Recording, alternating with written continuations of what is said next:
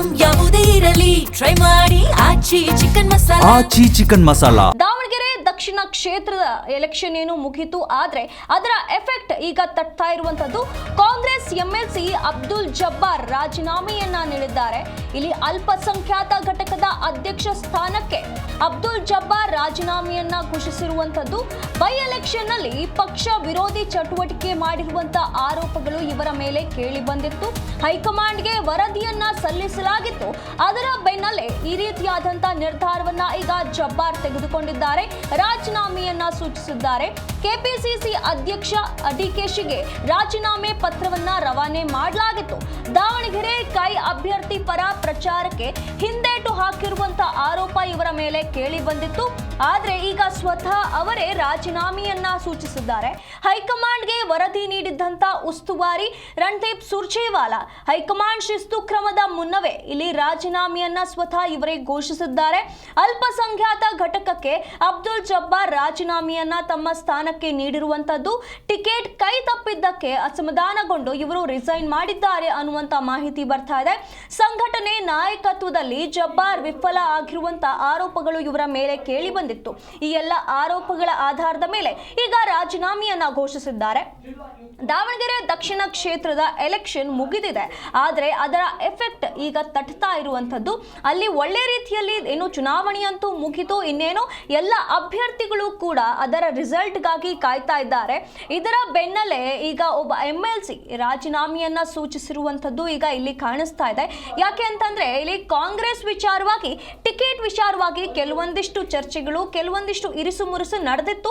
ದಾವಣಗೆರೆಯಲ್ಲಿ ಟಿಕೆಟ್ ಕೊಡಬೇಕು ಅನ್ನುವಂತ ವಿಚಾರವಾಗಿ ಆ ವಿಚಾರದಿಂದ ಇವರು ಬೇಸತ್ತಿದ್ರು. ಅಬ್ದುಲ್ ಜಬ್ಬಾರ್ಗೆ ಬೇಸರವಾಗಿತ್ತು. ಹಾಗಾಗಿ ಇವರು ಕೈ ಅಭ್ಯರ್ಥಿಯ ಪರವಾಗಿ ಯಾವುದೇ ಏನು ಪ್ರಚಾರವನ್ನ ಮಾಡಲಿಲ್ಲ ಅನ್ನುವಂತ ಏನು ಆರೋಪ ಇವರ ಮೇಲೆ ಕೇಳಿ ಬಂದಿತ್ತು. ಪ್ರಚಾರ ಮಾಡೋದಕ್ಕೆ ಇವರು ಹಿಂದೇಟ್ ಹಾಕಿದ್ರು ಅನ್ನುವಂತ ಆರೋಪ ಇವರ ಮೇಲೆ ಕೇಳಿ ಬಂದಿತ್ತು. ಅದರ ವಿಚಾರವಾಗಿ ಹೈಕಮಾಂಡ್ಗೆ ವರದಿ ಕೂಡ ನೀಡಲಾಗಿತ್ತು.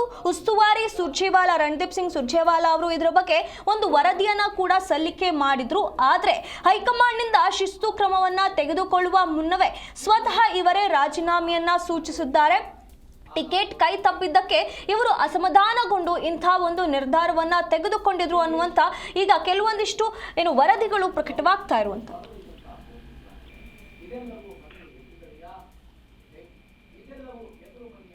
ಇದರ ಬಗ್ಗೆ ಹೆಚ್ಚಿನ ಮಾಹಿತಿಯನ್ನ ನಮ್ಮ ಪ್ರತಿನಿಧಿ ರಾಜಪ್ಪ ನೀಡ್ತಾರೆ.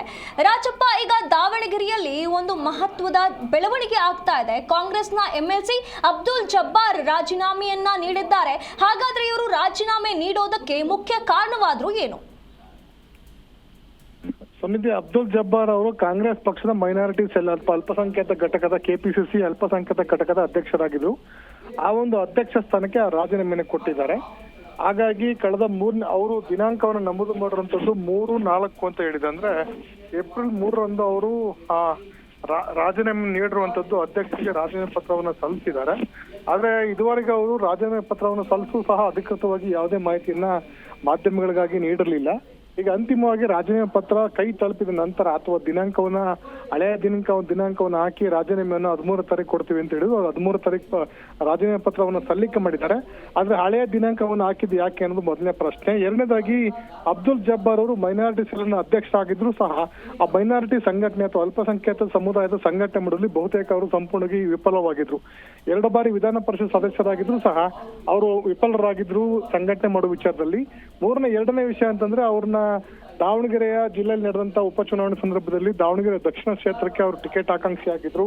ಅಲ್ಪಸಂಖ್ಯಾತ ಸಮುದಾಯದಿಂದ ನನಗೂ ಸಹ ಟಿಕೆಟ್ ಕೊಡಿ ಅಂತ ಡಿಮ್ಯಾಂಡ್ ಅನ್ನು ಇಟ್ಟಿದ್ರು. ಅಲ್ಲಿ ಅಲ್ಪಸಂಖ್ಯಾತ ಸಮುದಾಯದ ಸಂಖ್ಯೆ ಜಾಸ್ತಿ ಇದೆ, ಮತದಾರರ ಸಂಖ್ಯೆ 85ಕ್ಕೂ ಹೆಚ್ಚು ಪರ್ಸೆಂಟೇಜ್ ಮತ ಇದೆ. ಹಾಗಾಗಿ ನನಗೆ ಟಿಕೆಟ್ ಅನ್ನ ಕೊಡಿ ಅಂತ ಡಿಮ್ಯಾಂಡ್ ಅನ್ನ ಅಬ್ದುಲ್ ಜಬ್ಬಾರ್ ಅವರು ಇಟ್ಕೊಂಡಿದ್ರು. ಆದ್ರೆ ಅವರು ಸಂಘಟನೆ ವಿಚಾರದಲ್ಲಿ, ಪಕ್ಷ ಸಂಘಟನೆ ವಿಚಾರದಲ್ಲಿ ಅಂತಹ ಸ್ಥಳೀಯವಾಗಿ ನಾಯಕತ್ವ ಬೆಳೆಸುವಂತ ವಿಚಾರದಲ್ಲಿ ಈವನ್ ಅಲ್ಲಿ ಅವರು ಕ್ಯಾಂಡಿಡೇಟ್ ನಿಂತಿದ್ರು ಸಹ ಸುಮಾರು 10,000 ಅಥವಾ ಅದಕ್ಕಿಂತ ಠೇವಣಿಯನ್ನು ತೆಗೆದುಕೊಳ್ಳುವಂತ ಒಂದು ಶಕ್ತಿ ಅವ್ರಿಗೆ ಇರ್ಲಿಲ್ಲ ಅಂತ ಆರೋಪನೂ ಸಹ ಸ್ವತಃವಾಗಿ ಪಕ್ಷದಲ್ಲೇ ಇತ್ತು. ಮೂರನೇದಾಗಿ ಟಿಕೆಟ್ ನ ನೀಡುವಂತ ಸಂದರ್ಭದಲ್ಲಿ ಅಬ್ದುಲ್ ಜಬ್ಬಾರ್ ಅವರು ಒಬ್ಬರ ಹೆಸರು ಮಾತ್ರ ಆ ಒಂದು ಪಟ್ಟಿಯಲ್ಲಿ ಶಿಫಾರಸನ್ನು ಮಾಡುವಂತ ಪ್ರಯತ್ನವನ್ನು ಮಾಡಿದ್ರು. ಹಾಗಾಗಿ ಅಲ್ಪಸಂಖ್ಯಾತ ಸಮುದಾಯದಿಂದ ಒಬ್ಬರೇ ಟಿಕೆಟ್ ಅಭ್ಯರ್ಥಿಯನ್ನಾಗಿ ಮಾಡಿದ್ರೆ ಟಿಕೆಟ್ ಕೊಡ್ಲಿಕ್ಕೆ ಸಾಧ್ಯವಾಗುದಿಲ್ಲ ಅಂತ ಅನ್ನೋದನ್ನ ಹೇಳಿದ್ರು. ಯಾಕಂದ್ರೆ ಈ ಅಬ್ದುಲ್ ಜಬ್ಬಾರ್ ಅವರಿಗೆ ಅಂತಹ ಎಮಿನೆಂಟ್ ಕ್ಯಾಂಡಿಡೇಟ್ ಅಲ್ಲ ಅಂತ ಕಾರಣಕ್ಕೆ ಮತ್ತಾರ ಹೆಸರನ್ನ ಸೂಚಿಸಿ ಅಂತ ಹೇಳಿದ್ರು. ಆದ್ರೆ ಜಮೀರ್ ಅಹಮದ್ ಖಾನ್ ಇರ್ಬೋದು ಅಥವಾ ರಿಜ್ವಾನ್ ಅರ್ಷಾದ್ ಇರ್ಬೋದು ಅಥವಾ ನಜೀರ್ ಅಹಮದ್ ಇರ್ಬೋದು ಅಥವಾ ದಾವಣಗೆರೆ ಜಿಲ್ಲಾ ಘಟಕದವರು ಜಬ್ಬಾರ್ ಅವರಿಗೆ ಟಿಕೆಟ್ ಅನ್ನು ಕೊಟ್ಟರು, ಕೊಡಿ ಅಂತ ಹೇಳಿದ್ರು. ಹಂಗಾಗಿ ಅದನ್ನ ನಿರಾಕರಣೆ ಮಾಡಿದ್ರು. ಹಾಗಾಗಿ ಟಿಕೆಟ್ ಸಿಗದ ಕಾರಣಕ್ಕೋಸ್ಕರ ಮನನೊಂದು ಅವರು ರಾಜೀನಾಮೆ ಕೊಟ್ಟಿದ್ದಾರೆ.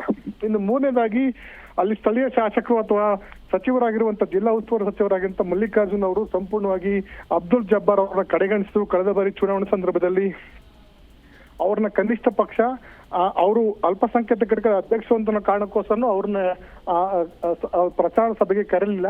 ಹಾಗಾಗಿ ಎಲ್ಲೋ ಒಂದ್ ಕಡೆ ನನಗೆ ಅವಮಾನ ಆಗಿದೆ. ಜಿಲ್ಲಾ ಉಸ್ತುವಾರಿ ಸಚಿವರು ಯಾವ ಶಾಸಕರನ್ನು ಗೌರವಕ್ಕೆ ತೆಗೆದುಕೊಳ್ಳಲ್ಲ, ವಿಶ್ವಾಸಕ್ಕೆ ತೆಗೆದುಕೊಳ್ಳಲ್ಲ. ಹೀಗಾಗಿ ಇಂಥ ಶಾಸಕರ ಜೊತೆ ಯಾವ ರೀತಿ ನಾವು ಸಂಘಟನೆ ಮಾಡಬೇಕು ಅನ್ನೋ ಬಗ್ಗೆನೂ ಸಹ ಅವ್ರಿಗೆ ಬೇಸರವಾಗಿದೆ.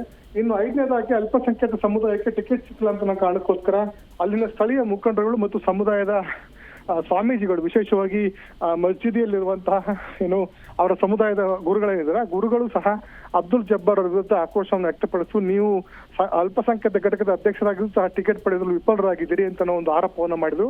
ಹಾಗಾಗಿ ಅದು ಸಹ ಮನನೊಂದು ಅವರು ಟಿಕೆಟ್ ಅನ್ನ ಅಥವಾ ರಾಜೀನಾಮೆ ಕೊಡುವಂತ ಒಂದು ಪರಿಸ್ಥಿತಿ ಬಂದಿದೆ. ಇನ್ನು ಐದನೇದಾಗಿ ಅಬ್ದುಲ್ ಜಬ್ಬಾರ್ ಅವರ ಪ್ರಮುಖ ಕಾರಣ ಅಂತಂದ್ರೆ ಮಲ್ಲಿಕಾರ್ಜುನ್ ಅವ್ರನ್ನ ಮುಂದೆ ಇಟ್ಕೊಂಡು ಅಥವಾ ಜಮೀರ್ ಅಹಮದ್ ಖಾನ್ ಅವ್ರಿಗೆ ಆಹ್ವಾನ ಕೊಡಿದ್ರೆ ಮಲ್ಲಿಕಾರ್ಜುನ್ ಅವ್ರನ್ನ ಅವರು ಉದ್ದೇಶಪೂರ್ವಕ ಜಮೀರ್ ಅಹಮದ್ ಖಾನ್ಗೆ ಅವಮಾನ ಮಾಡಿದ್ರು, ಸಮುದಾಯಕ್ಕೆ ಅವಮಾನ ಮಾಡಿದ್ರು.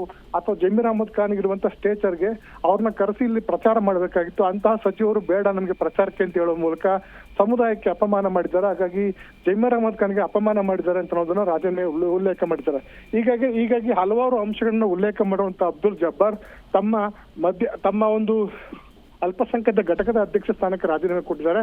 ಇದ್ರ ಜೊತೆಗೆ ಇನ್ನಷ್ಟು ಅಂತಂದ್ರೆ ನಜೀರ್ ಅಹಮದ್ ಅವರು ಮುಖ್ಯಮಂತ್ರಿಗಳ ಸಲಹೆಗಾರರಾಗಿರುವಂತ ರಾಜಕೀಯ ಕಾರ್ಯದರ್ಶಿ ಆಗುವಂತ ನಜೀರ್ ಅಹಮದ್ ಅವ್ರಿಗೂ ಸಹ ರಾಜೀನಾಮೆಯನ್ನು ಕೊಡಬೇಕು ಅಂತ ಪಕ್ಷದ ವರಿಷ್ಠರು ಸೂಚನೆ ಕೊಟ್ಟಿದ್ದಾರೆ ಅಂತ ಮಾಹಿತಿ ಲಭ್ಯವಾಗ್ತಾ ಇದೆ. ಯಾಕಂದ್ರೆ ಸಾದಿಕ್ ಪೈಲ್ವಾನ್ ಅವ್ರನ್ನ ಮನವೊಲಿಸುವ ಸಂದರ್ಭದಲ್ಲಿ ನಜೀರ್ ಅಹಮದ್ ಅವರು ಏರ್ಪೋರ್ಟ್ ತನಕ ಹೋಗಿ ಇನ್ನೇನು ಹೆಲಿಕಾಪ್ಟರ್ ಹತ್ತಬೇಕಾಗಿತ್ತು. ಆ ಸಂದರ್ಭದಲ್ಲಿ ಸಮುದಾಯದ ಗುರುಗಳು ಕರೆ ಮಾಡಿದ್ದಾರೆ. ಹಾಗಾಗಿ ನಾನು ಈ ಮನವೊಲಿಸುವ ಕೆಲಸಕ್ಕೆ ನಾನು ಬರೋದಿಲ್ಲ ಅಂತ ಹಿಂದೇಟನ್ನು ಹಾಕಿದ್ರು.